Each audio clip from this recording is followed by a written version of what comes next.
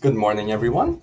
Our last week's assignment is going to focus on the music for the stage. We're looking at theatrical productions and specifically looking at ballet, opera, and musical. What is an opera?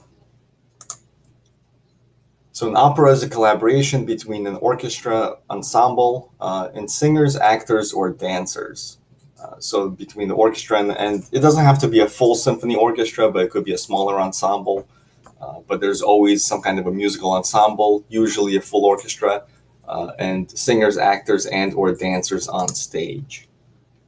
Opera is a collaboration between the composer who writes the music and the librettist who writes the text.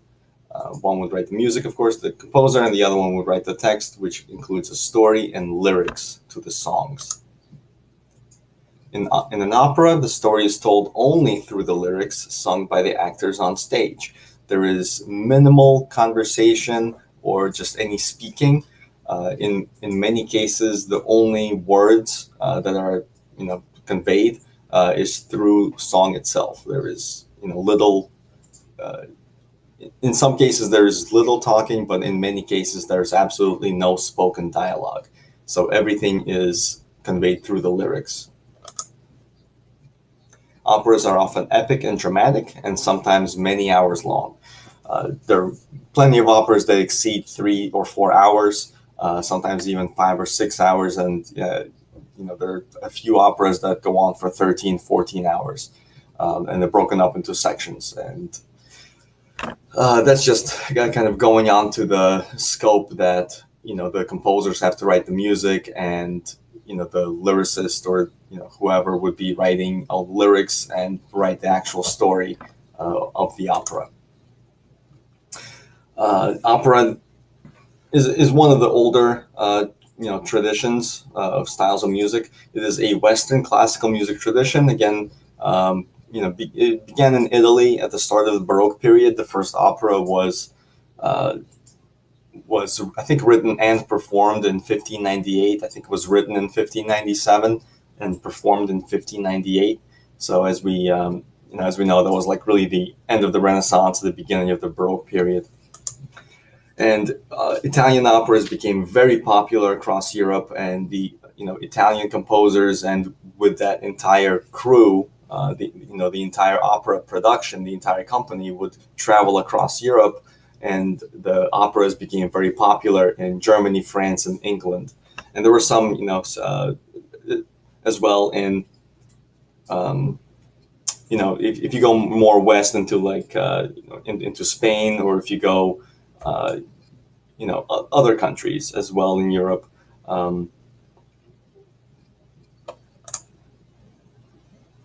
During the Baroque period, opera was considered serious. It was very kind of serious, again, epic and dramatic. But during the Baroque period, let me take that back.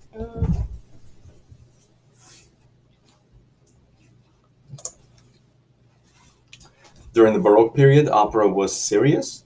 So it was during the Baroque period, opera was serious.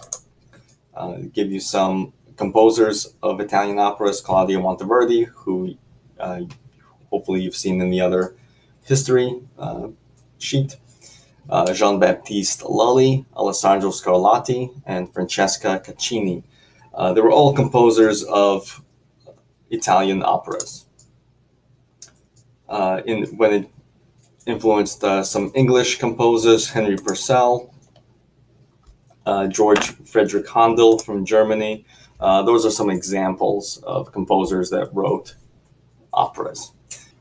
So opera evolved, of course, from the Baroque period into the classical, and over the years to the modern period. So comic operas were popularized by Mozart at the start of the classical period, and it started really comic operas kind of became popular in the second half of the century, 1770s, 1780s. And Mozart wrote a whole bunch of operas, the most popular of which is The Marriage of Figaro, Don Giovanni, and The Magic Flute. And even though they still had a lot of that epic and dramatic style, they were considered comic operas. They had a little more fun with it. Other contributors to kind of the classical period of operas was Beethoven, Carl Maria von Weber, and Gioacchino Rossini. If you study music, you'll know that von Weber and Rossini. You probably know Mozart and Beethoven, but von Weber and Rossini were also very popular composers.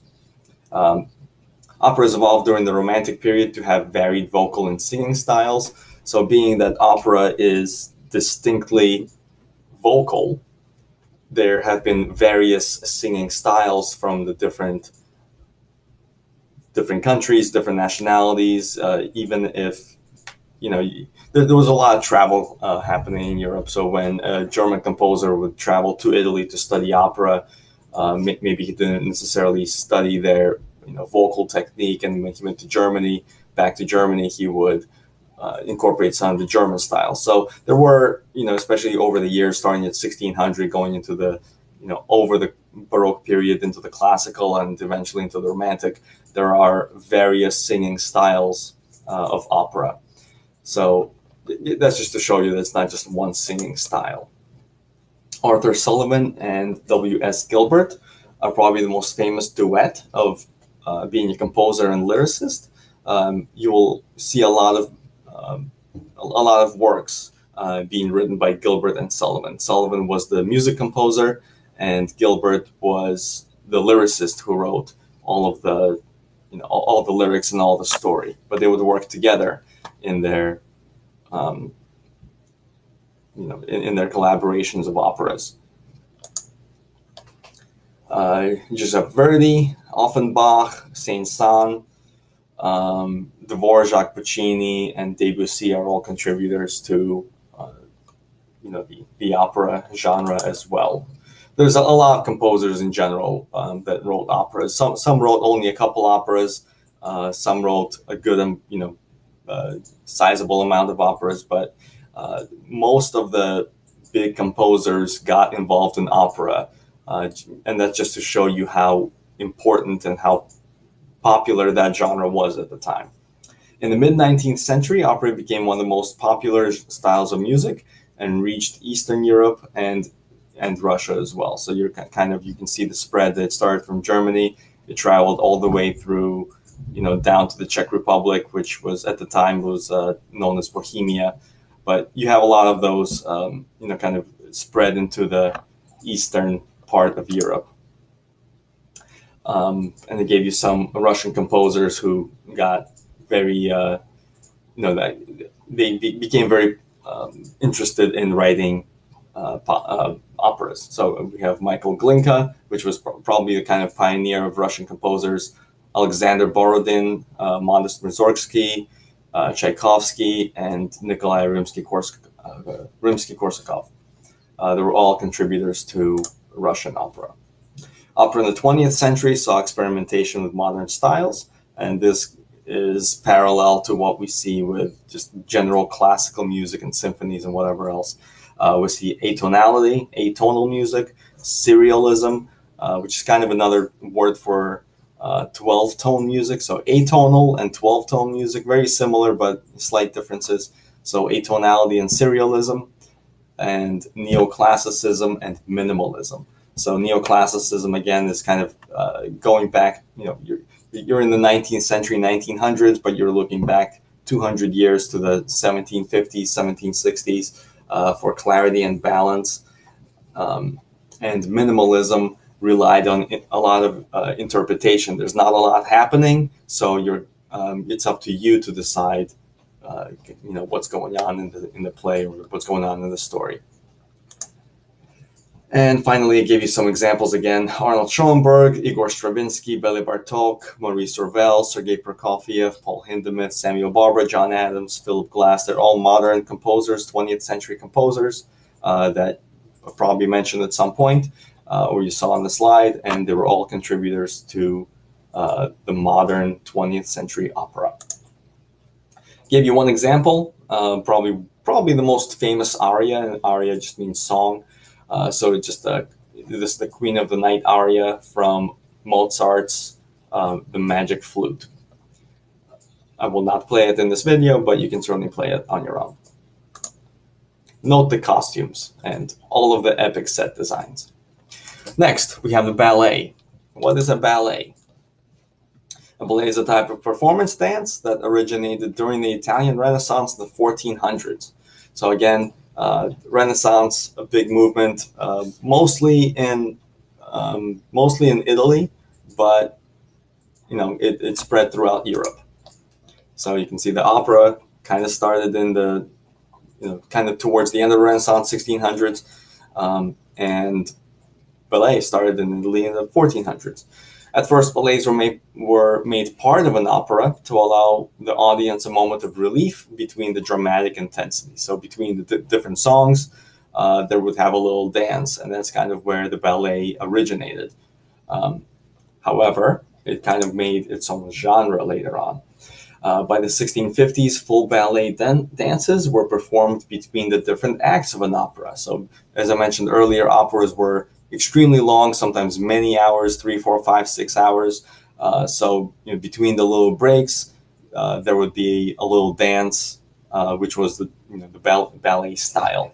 So this is 1650s, kind of right in the middle of the Baroque period. Later developed into a concert dance form in France, and again, early 1600s. And it kind of became at most popular in the 1830s, and then the ballet kind of lost popularity at that point. The opera, which is singing, and ballet, which is dancing, were equal partners with grand stage designs. Again, so grand stage designs means that the stage itself, the place where the actors are performing, there is a lot of scenery, there's a lot of colors, lighting, there's the costumes were really very colorful and very exact, a lot of makeup. So it just means that they're kind of putting a lot of effort into looking good. If you think of, make the comparison to watching like a comic book movie, like a Marvel movie these days, there's a lot of CGI, which is like computer generated images. There's a lot of scenery, a lot of big open shots of nature, or big grandscapes of the city. Of course, they didn't have that in the 1700s, so they have to recreate it by hand. So they would have a lot of what's called set design. You would literally design the set. You would build you would build facades, faces of castles and rocks and trees if you're in the woods. So that just means they put a lot of effort into making kind of the most kind of realistic design. So when you're watching it, you're really almost feels like you're there. So that was really important for all productions at this point, for opera, ballet, as well as musicals that we'll get into next. Ballet, traditions and cultural importance. So although it was presented in Russia in the late 1600s, the popularity of ballet only grew in the 1800s. So opposed to what I just said about France, where ballet was popular from the 1600s up until the beginning of the Romantic period, 1830s, the popularity as it spread into Russia, ballet only became more popular in the 1800s. So it became more studied and more developed over the Romantic period and into the 20th century. Peter the Great, who was one of the czars of Russia, who reigned during the late Baroque period. Basically, I think it was about 1680 to about 1725. He used ballet not as entertainment for the Russian people, but as a standard of behavior and culture. So kind of everyone had to study it, and dance was studied in school and music was studied in school. So that became a culture of Russian people in general. So just ballet, over the course of the 300 years, roughly 1700 to 1900s, ballet became it was a staple culture of the Russian people. they used specifically the Russian people used French influential dance teachers to establish their own tradition in schools. So this is over the course of 1700s. Especially after Peter or during Peter the Great, he kind of made it really, really popular. So they would, import a lot of the French teachers who were teaching dance, and they would, they would teach Russian dancers how to do it, and then eventually they had their own Russian teachers. The choreography and the music tell the story of the work. Choreography means the design and execution, as well as the steps of a dance. So when you have a specific routine, that's called the choreography. It's basically any visual act, you could say. You could say that any acting is choreography if it involves some kind of, especially in an action movie, there's a lot of fighting, people throwing, flipping each other. So that's called choreography. Maybe it's a fight choreography or a dance choreography. So choreography just kind of just means that it's the design and execution and the steps of a dance. So in this case, the choreography and the music tell the story of the work. There is, in the ballet, there is either no talking, no singing, or just very minimal words. In most cases, like an opera, in opera, there is everything, the entire story is done through song. In a ballet, the entire story is done through dance and through how it connects to the music. Ballets are performed with full orchestral accompaniment and use elaborate costumes and staging. So basically the same as an opera. You have a big orchestra and a lot of, colorful costumes, all the stage designs, kind of all very similar. Modern and other ballet styles vary with their own styles and methods of dance, as well as costumes and set designs. So some of the modern ballets may not have, the full, they might be a little more minimalist, meaning that they don't use as much theatrical, set designs and costumes. They might be a little more plain. So that just tell you there are different kinds. And they gave you some prominent ballet composers, and you'll see that many of them are Russian. So starting in France, kind of where ballet was kind of made popular. Jean-Baptiste Lully, Adolphe Adam, Maurice Ravel, Eric Satie. Italian, that's kind of where ballet was born, but it wasn't it wasn't very popular. It wasn't as popular as French and the Russian ballet. So César Pugny and Bruno Moretti. And then we have the Russian composers, Tchaikovsky, Glier, Khachaturian, Shostakovich, Glazunov, Prokofiev, Stravinsky, and Cherepnin. These are all great composers, not just of ballet, but just very important Russian composers of just classical music. And of course, they wrote, various ballets. Tchaikovsky is probably the most popular. In a lot of cases, Tchaikovsky was the most popular. Then we have some American composers who were more 20th century, Aaron Copland and Leonard Bernstein. And we'll talk about that in a little bit. So I gave you, again, a little clip from Tchaikovsky's most popular ballet, The Swan Lake. And this one's called Dance of the Little Swans.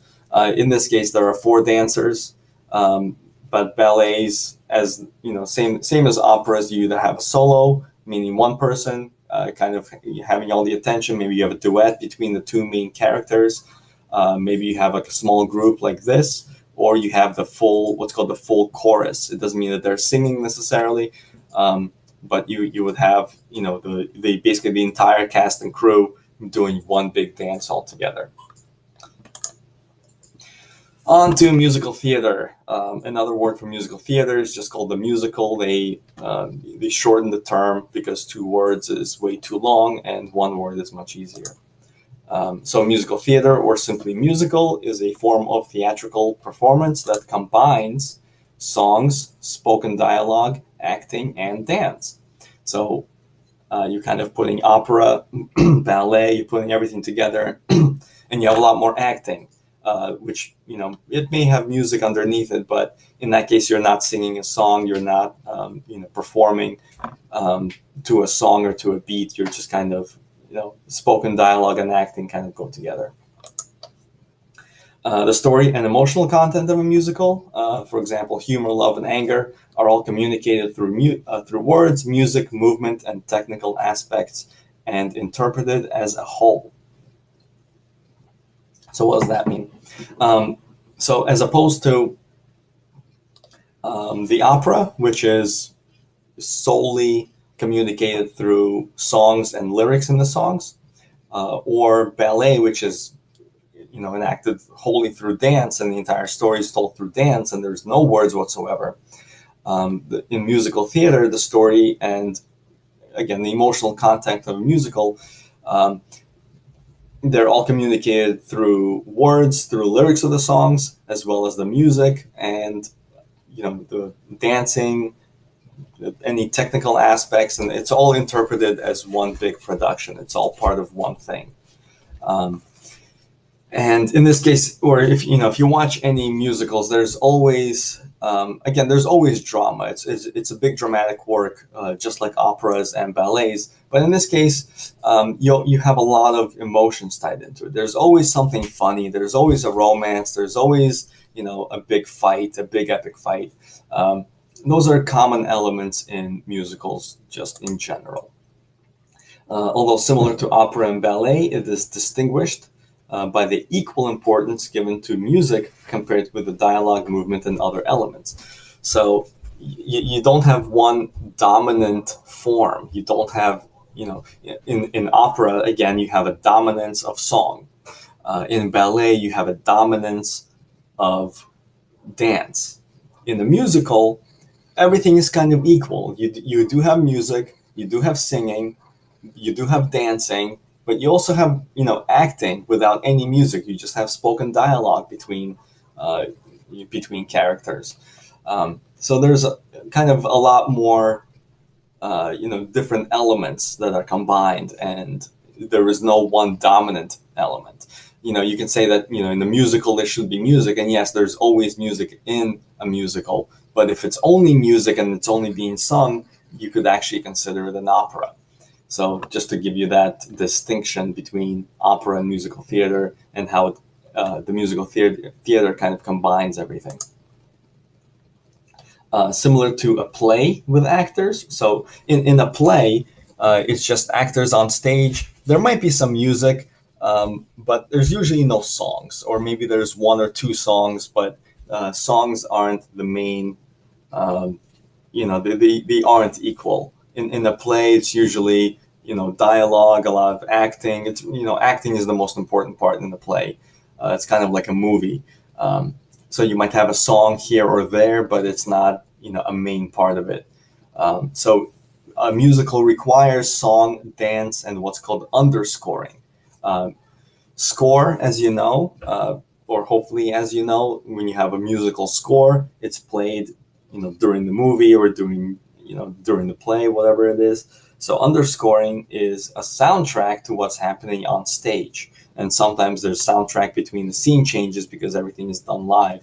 And you're going from the woods to the castle area, and then you're going to the dungeon, and then you're going somewhere else. So that requires people to go on stage and move things around.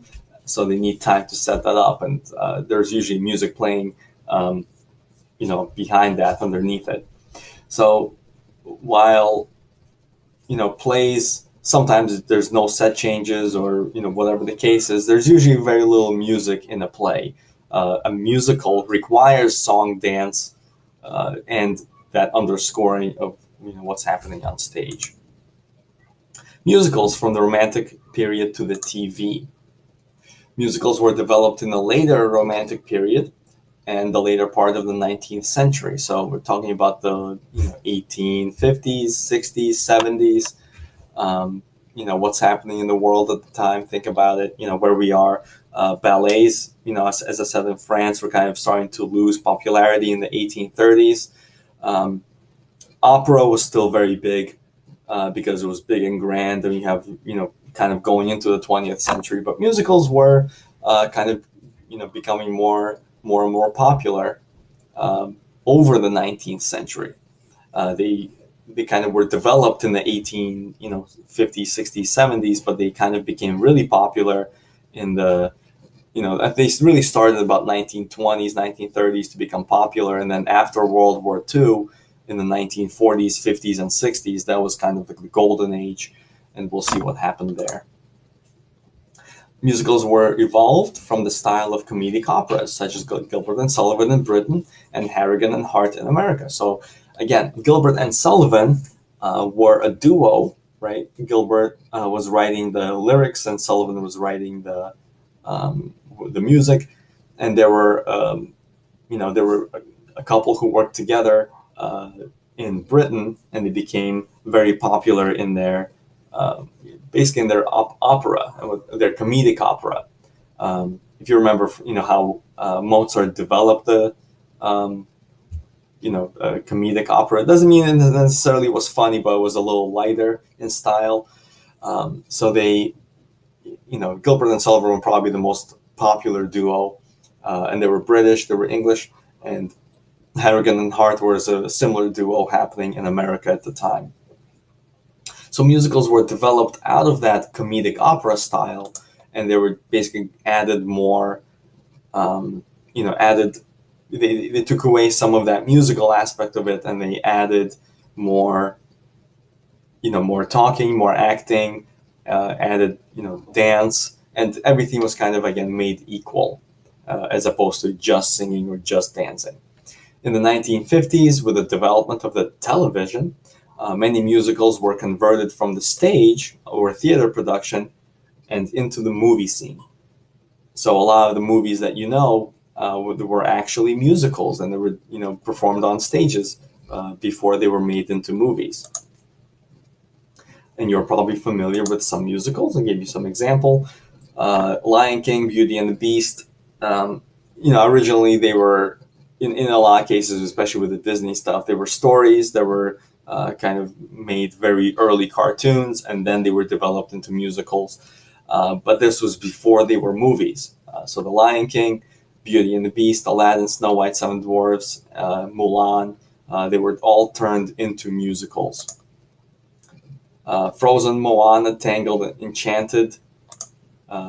These are some of these are movies, and some of them were only musical movies, and others either were made into musical movies or they were just simply musicals. Bohemian Rhapsody, technically you can consider it a musical. There's a lot of music within the movie. Grease, The Sound of Music, West Side Story. This is kind of going backwards a little bit. Les Miserables, The Greatest Showman, A Star is Born, and Mamma Mia. There's a lot of music, and music kind of drives the story. Although there is acting and speaking and kind of regular movie stuff, there's a lot of music, and these are all considered musicals. And I gave you a musical piece, The Circle of Life, from Disney's Lion King. In this case, I kind of gave you a little bit more. You'll see what I mean. So I gave you opera, musicals, and ballet, and you can see it kind of, there's a chart, and sometimes they cross over, sometimes they're their own thing.